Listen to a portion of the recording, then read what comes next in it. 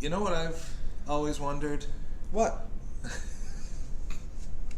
This seems like a pre-planned thing, but no, are we the beanholes?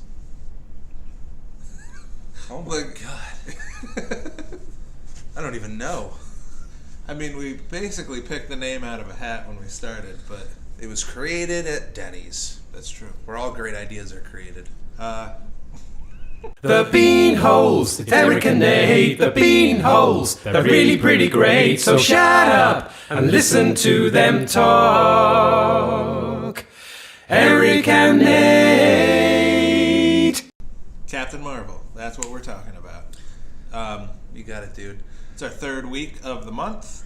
So that means we're taking a nice journey right into the multiverse. That is correct. So we're looking at several different versions of Captain Marvel. I actually didn't clear this with you, but I'd like to take a look at different actresses that were rumored to be playing Captain Marvel. That is absolutely perfect. So just a quick little list. I'm ignoring the first couple because I don't know who they are and the entries on this list. Let me see. I mean, I might know who they are.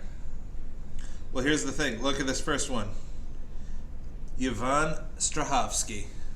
You know, the name doesn't sound familiar, but does it say what she's from? Says nothing about her. And wow. Now I will just. This is from Ranker.com. It's the 12 awesome women who almost played Captain Marvel, and I would say that's a bit of a stretch for this first entry because it says the rumors that she was being considered for the part were started by her fans who wanted to drum up interest for the actress. I mean, she looks like the character. It's not this actress. I don't even know if she's an actress. She could just be a model for all we know.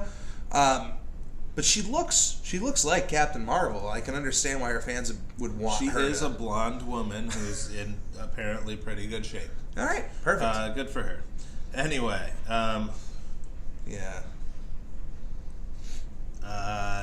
Oh yes, Katheryn Winnick. She was on the show Vikings. Okay. Yeah, a lot of people were like, yeah, she's definitely the one doing it. And she was like, I don't know, I think I'm being considered. And that's all there is to say about that. Now here's where it gets interesting. Jennifer Lawrence was actually up for the role. I mean, huge actress, huge movie star. Definitely wouldn't have felt weird for her to be announced as a comic book character because I don't think she's played. No, she's played Mystique, right? Isn't she Mystique in the newer X-Men movies? Yep. So yep. I was corrected you. I was gonna say she has never played a comic book hero, and then boom, remembered that. Yeah, and she's got a few sci-fi things under her belt as well. The wondrously creepy Passengers, and I say creepy because I enjoyed that movie. I bet you did, you creep. It's an interesting argument to have on, if you were stuck in his position, what would you do? I certainly sympathize with him. I don't know that I empathize with him. I don't know that I don't sympathize in the long con of him trying to act like it was a random thing that happened. I think he should have immediately been like, I've been stuck here for months and I needed someone else. Yeah. On the other hand, I don't know. It was interesting, but not that good a movie because I was just like, what the hell are you doing, bro? The whole time. We're talking about this now because we are never going to have a Passengers month here on the Beanholes. 100%. So we're taking our opportunity as we have it. All right. Next up is Emily Blunt. She again, someone who's got a few sci-fi things under her belt. I loved Edge of Tomorrow, which in other markets I think was called Live, Die, Repeat, something like that, and was the tagline for the movie. Even in places like it was marketed under that, even when Edge of Tomorrow is actually the name, and I think it would have done a lot better if they called it that. Or they're still trying to work on a sequel, like trying to build that up. Yeah, and she's played one of the more famous sci-fi characters of all time in Mary Poppins. Yes, probably my favorite Time Lord. Yeah, so she's got that under her belt. once again, wouldn't have been a weird decision if she was made as Captain Marvel. I love this quote. When asked if she would take the part, she gave the opposite of a blunt answer. Oh! I think it's always, for me, it's always about, and now more so, what am I putting out there? All right, cool. Charlize Theron. Good old Charlie. She was, there was a story that came out in 2015, apparently, that they were trying to put Charlize Theron and Angelina Jolie together in a Captain Marvel movie. Maybe having Angelina Jolie as Photon, which well, that definitely probably was one of the first rumors for it, because I think they started writing Captain Marvel as Miss Marvel in 2015. I think that's when they started working on it. When they announced we're making this. Oh, they were calling it Ms. Marvel? It was never Miss. It was Ms. Ms. Marvel. But they were also. That was the year that they came out and they said that, hey, we are working on a female-led superhero movie. We're thinking about Ms. Marvel, but we have a few other options we can do. We can make a Black Widow movie. So that might be one of the earliest rumors there. Olivia Wilde was under consideration. She actually talked about it with James Corden, according to this article on Ranker. James Corden, the authority of Marvel Comics. Yeah. Natalie Dormer from Game of Thrones. I believe she played, I don't remember her name, but she was the one who's like a 30-year-old woman that was going to marry Joffrey, and then, even though he was like half her age, and then went for his little brother after he died. Classic Game of Thrones. Game of Thrones. Jessica Chastain was under consideration. That would have a fantastic actress. I'm kind of zipping through these because this is not what we wanted to do. Favorite, Shailene Woodley. I can't use the word I described for her because we are toning down our language. She's okay. Yeah, go ahead. She's just got a certain face that's a bit resting, and she's a great actress for these certain roles that I've seen her in, but for other roles, like she was cast as Mary Jane Watson for The Amazing Spider-Man 2, and I can't see it, because even with Kirsten Dunst, it's like Mary Jane Watson is supposed to be this bombshell redhead girl next door, and they keep, finding actresses that just don't fit that. Now, the photo I'm looking at, she looks sweet and charming and beautiful. So I think she's beautiful. I'm not saying she's not. All right. But she could have fit. I will say Captain Marvel would have been. The only thing I saw her in was Divergent, and I don't even know how or why I saw that movie. I definitely didn't go to theaters. I might have woken up in the middle of the night and it was on, and just was pleasantly. I fortunately had to change my plans when I fell violently ill, and I couldn't stay and watch the fantastic movie. Okay, she was in The Fault in Our Stars, which I saw that movie. Never saw that. I enjoyed that movie. So, I mean, I've seen her in things where she's good, but definitely so far the ideas for comics that she was Mary Jane Watson, I don't think she was good for. And she didn't even make the final cut of that movie, so. This one, I get behind. This is my Hollywood crush right here. Bryce Dallas Howard. Yeah. See, that's funny because a lot of people would say the same kind of things you said about her when viewing Jurassic World. Probably. I love her in Jurassic World. But I like her in, what is it, Cooking with Jeff? The second episode of Cooking with Jeff. She makes I think, avocado toast with Jeff Goldblum. We have because of how cool he is, we have a real shot on getting Jeff Goldblum on the Beanholes one day. No. Because of how cool he is, he would never be on the Beanholes. Yes, he would. But if he wants to be our dad, we're interested, even though we both have fathers. With our dad. I have a stepfather. I could use a third Jeff. A third Jeff? Are they both named Jeff? Yes. Okay, Ronda Rousey. That's crazy because before we were going through this list, I was gonna say a good choice probably would have been Ronda Rousey. Yep. Wow. She's certainly on your radar more often recently. Yeah, she is currently a WWE superstar. She was just announced today as voicing Sonya Blade in Mortal Kombat 11. Mm-hmm. So she's got some acting chops. She was in one of the Fast and Furious movies. So I don't think she would have been ready to have be the lead in a movie. I don't know. I would have to see it. But if they announced her, that wouldn't have been, crazy. Yeah. Katie Sackhoff, who I think was fantastic as Starbuck in the Battlestar Galactica reboot, but was in the most horrible movie I've ever seen in my life. What movie is that? White Noise 2. Just happened to see it 2 days ago.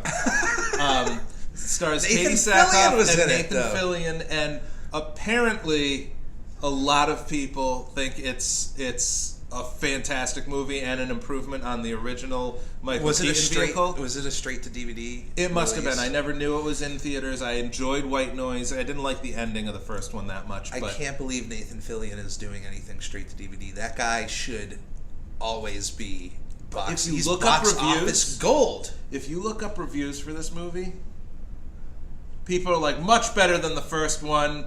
A thriller from start to finish. I was trying you didn't catch. I called Nathan Fillion box office gold. I was trying to get a booster gold. Oh. We've talked, definitely in the podcast, we've mentioned he would play a great booster gold. He would play a good booster gold, but I don't think... I think he's getting too old to be playing booster gold. He's timeless. I don't think... A lot of people think he's too old now to play Hal Jordan, which was what... There was a big push for him to do that in the Green Lantern movie rather than Ryan Reynolds. And they were like, I think he would have been better suited. Reynolds. But I don't think it's funny because the same thing happened with Detective Pikachu. There was a huge push for Nathan Fillion to voice that character. There was? And then Ryan Reynolds. Are you just making a joke? Yes. Yeah, okay, cool. Yeah, everybody wanted Danny DeVito. Eventually, we'll stop talking at the same time in this episode. I'm making sure of it. Okay. So I think Nathan Fillion would still be a fantastic Hal Jordan if they do a Green Lantern movie that focuses on Jon Stewart or Guy Gardner or something, and Hal Jordan can be the more seasoned veteran. Yes. But I gotta say, Nathan Fillion is not box office gold. He does very well on TV, and if he's in a movie, even if it's a good movie, doesn't seem to do too well. But anyway, Katie Sackhoff would have been a great Captain Marvel. Okay. I think. And I think I'd still love to see her in another MCU joint. And that's the list. That's a great group of actresses. I think honestly most of them would have been great choices, and a few others on there would have had to prove themselves a little bit. I just dumped coffee on my leg. I watched that. I hope that's caught on camera. So, as we've mentioned in our first episode this month, there are many different people who have taken on the mantle of Captain Marvel. Many Captains Marvels. In different multiverses of Captain Marvel, he has some interesting takes on the character, including the Ultimate Captain Marvel version. The Ultimate Universe takes the Marvel Universe and makes it a little bit more grounded, a little bit more realistic, and a little bit more serious. And in this universe, Mar-Vell is a renegade Kree who was originally sent to Earth to observe the destruction of Earth, but in turn becomes one of the humans and enjoys to be around them and kind of turns on his people. He was surgically designed to look like a human. He has a suit that increases his strength, allows him to fly and create energy shields. And one of the more fascinating things about him is that even though I've said his name is Mar-Vell, that's not his full name. I am going to butcher this. There are some comic fans out there who could probably know this whole name, but it is... wow. Yeah, Plus Commander. It's one word, Plus Commander. Plus Commander. How would you say that? Gehenneris Halasan Marvell. That's his full name. And it even notes that only the Falcon and Thor in this universe have even bothered to learn how to pronounce it correctly. So everyone just calls him Marvell. And he is named Captain Marvel off of a mispronunciation by General Nick Fury. And he actually dates Carol Danvers in this universe. So she sounds like pretty much the same guy, honestly. Yeah. That's pretty much. Okay. As Marvell, the original Marvell, not Carol Danvers. This version, he is actually, there's a multiverse part of Marvel that is called the Cancerverse. Yeah, I did not know about this. This is actually a universe. Now, it's not a universe where everybody has cancer. It was a universe that was described as an entity taking over the universe like cancer, how cancer kind of takes over your body. But in this universe, he is actually the main villain, called Lord Marvell, and actually killed Death in this universe. And it says it killed Death via the sacrifice of its avatar. So I don't know if that's a universal way to kill Death. I don't know if it could happen in the main Marvel universe, but it certainly happened in this one. If you're interested in that storyline, it's from the book series The Thanos Imperative. So it's a 6-issue little mini-series there with Lord Marvell. And this one is real interesting. We've mentioned this comic company before, Amalgam Comics, which isn't really a separate company, but it was kind of a co-production between DC and Marvel, in which every character in Amalgam Comics is an amalgam. It takes a character from DC, character from Marvel, and mixes them with each other. Superman, Captain America, Wolverine. They did several. They did like Wolverine and Batman. And we definitely even mentioned this during our video format, because I have one of the Amalgam Comics, Bruce Wayne, Agent of S.H.I.E.L.D., and he fights the Green Skull instead of the Red Skull. The amalgam here is pretty obvious. You take Marvel's Captain Marvel and DC's Captain Marvel, and you mix them together to make Captain Marvel. All right. The costume is the Shazam costume with the lightning bolt, but it's with the original Captain Marvel color design of, I think, green and blue? Green and white. So, interesting read. I love all the Amalgam comics. I've never checked out that version, but I've never been disappointed by anything I've seen out of that company. And so one of the biggest alternate Captain Marvels out there is actually a more recent one in a Marvel it's not really a one-shot, but like one of their... Definitely not a one. one of their big storylines every few years. I would actually say, like, normally when we do Multiverse, if it's a comic book character, we talk about stuff that isn't in the main Marvel universe. Yeah, we talk about the weird stuff that's out there. This is main Marvel universe, but it is not, as far as we know, a storyline that will ever be touched on in the MCU. Yeah, and would be an interesting thing to bring in at some point, but I don't think we'll ever quite get this conflict, because I don't think I think the overlap between these characters in the MCU, between them both being active, is pretty much this year and over. Yeah, because it would require the main conflict in Civil War II is of Iron Man and Captain Marvel, and Robert Downey Jr. is pretty much at the tail end of his MCU career, and to build this up would take a few more years of storylines with Captain Marvel and a few other characters, so it would require Tony Stark to kind of come back into the fold. But you're right, I don't think it's something they could do. But the main part of the story of Civil War 2 is that there is a new character named Ulysses, who has... Ulysses. Tomato. Who says tomato? I believe he is an Inhuman who has the ability to see the future. And Captain Marvel decides that this is a good tool to use to basically stop crimes, stop supervillains before they can, have their plans go through. Iron Man is on the side of, don't do that. Don't arrest people or attack people before they do something. And when they go against his wishes, it actually causes, spoiler warning here, the death of his best friend, War Machine, in one of the first moments where they use this character's future insight. They see Thanos do something, they go and attack Thanos, and Thanos kills War Machine. So, and that causes the big conflict going forward. So, it's a very interesting, just kind of like with the first Civil War, which was about superheroes basically signing up with the government and being kind of controlled by the government. It's an interesting conversation where you can see the argument from both sides.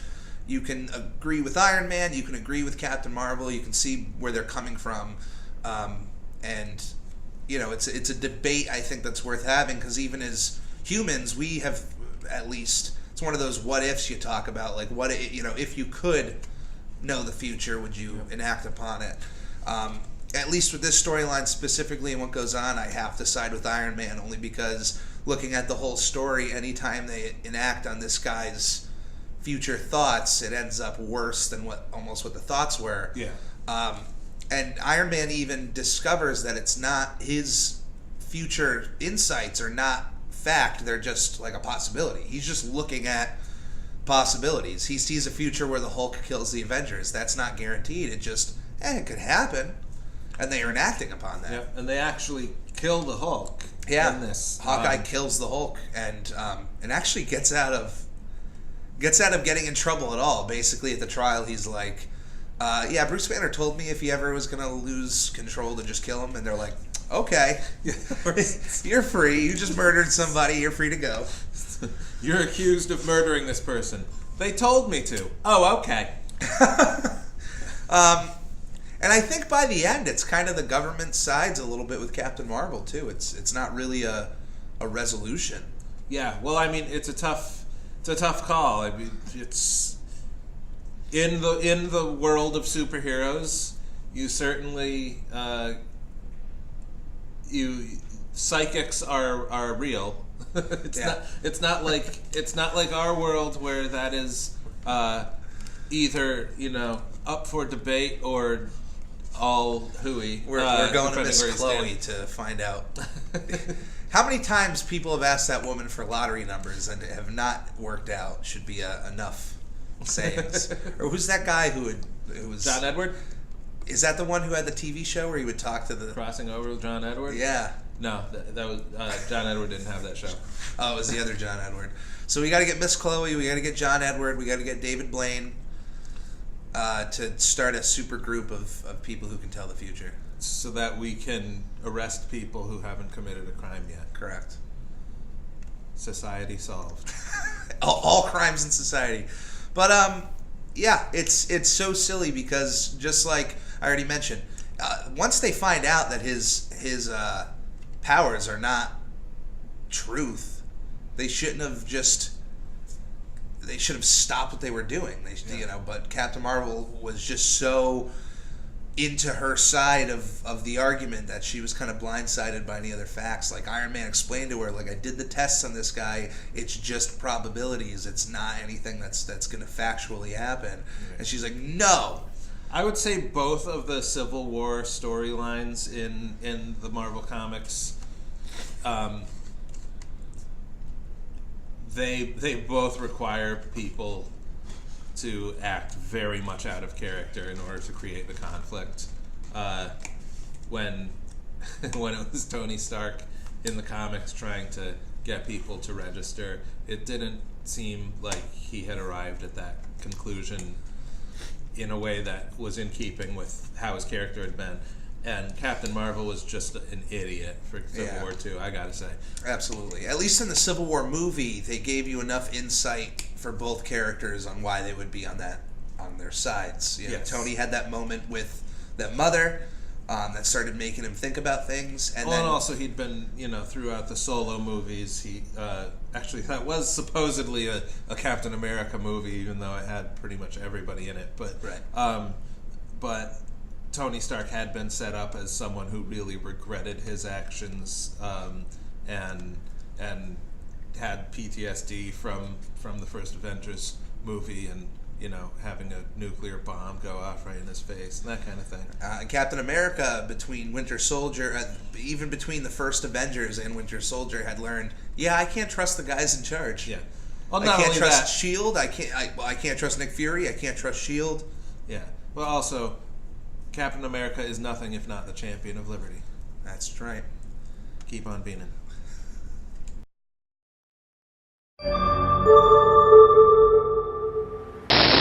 The Bean Holes. Look it up.